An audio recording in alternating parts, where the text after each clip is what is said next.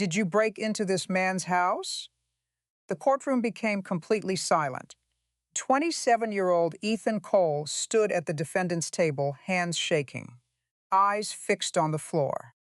Across from him sat millionaire businessman Jonathan Pierce, perfect suit, luxury watch, cold eyes. He pointed directly toward Ethan. That thief broke into my home and stole from me. Judge Harper looked at Ethan. Mr. Cole answered the question.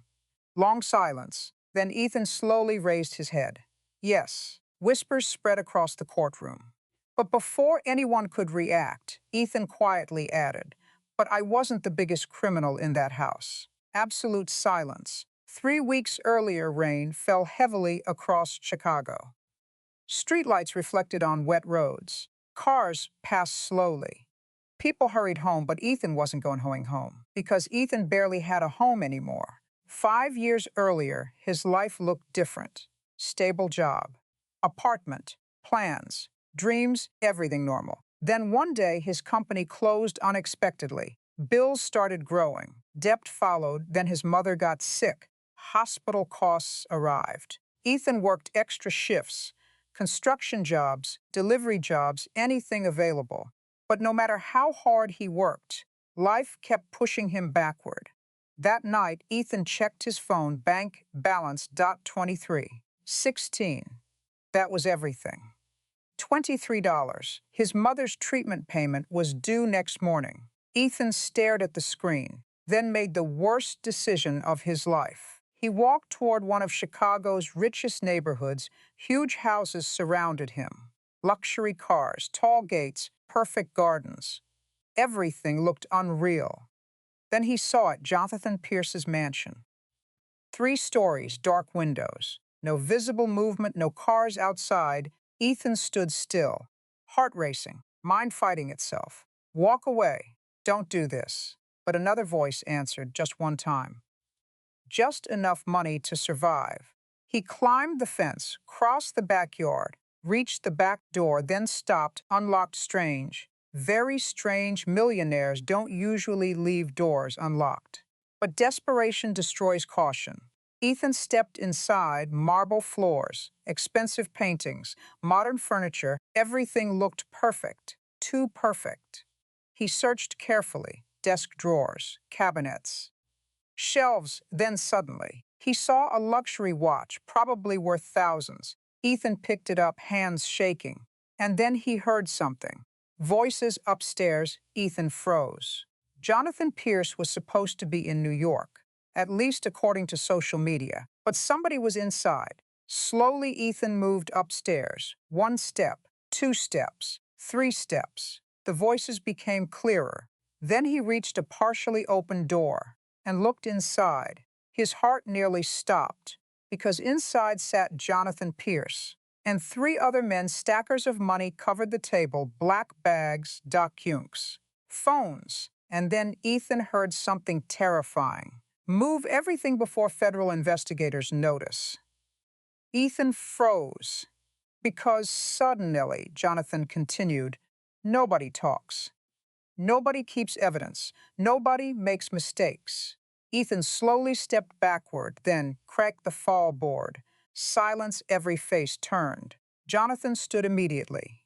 Who's there? Ethan ran downstairs. Across hallways, toward the back door. Footsteps exploded behind him. Get him! Ethan jumped over the fence. Rain hit his face. His lungs burned. But footsteps followed him. Then suddenly, headlights appeared. 2 men stepped out. Ethan turned. Dead end. 1 man grabbed him. Another punched him. Everything became blurry. Then Jonathan crouched beside him, smiled, and whispered, "Did you see anything?" Ethan stayed silent. Jonathan leaned closer. Wrong answer. Everything went black. Hours later, Ethan woke up beside train tracks, bruised, bleeding. Wallet gone. Watch gone, everything gone. 2 days later, police arrived. Jonathan had reported burglary. Security footage showed Ethan entering the mansion. Soon, Ethan found himself sitting in court. Everyone believed one story. Jonathan was victim. Ethan was criminal. Back in court, Jonathan smiled confidently. This man entered my home and stole from me. Judge Harper nodded. Mr. Cole, Ethan stood slowly. I entered the house. I admit that. Jonathan smiled. But Ethan continued. I also smile, disappeared, money, documents, meetings, people hiding things. The courtroom exploded. Order! Judge Harper shouted. Jonathan laughed nervously. He's lying. He's trying to save himself. Judge Harper looked at Ethan. Do you have proof? Long silence. Then Ethan slowly reached into his pocket. Actually, yes. He placed a small voice recorder on the table. Absolute silence. I grabbed it while running. Jonathan turned pale instantly. The courtroom assistant played the recording. Everyone listened.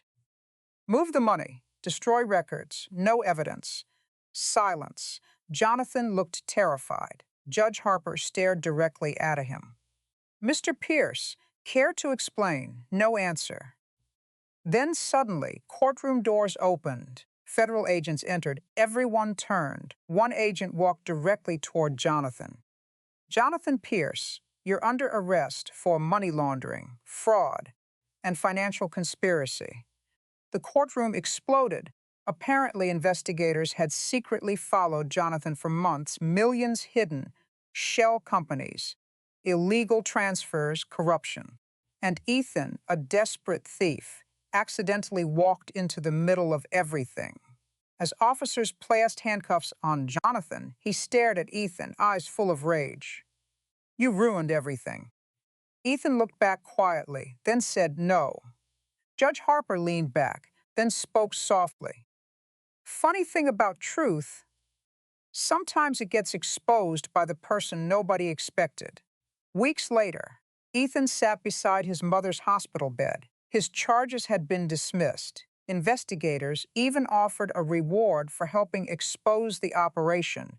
Ethan looked out the window.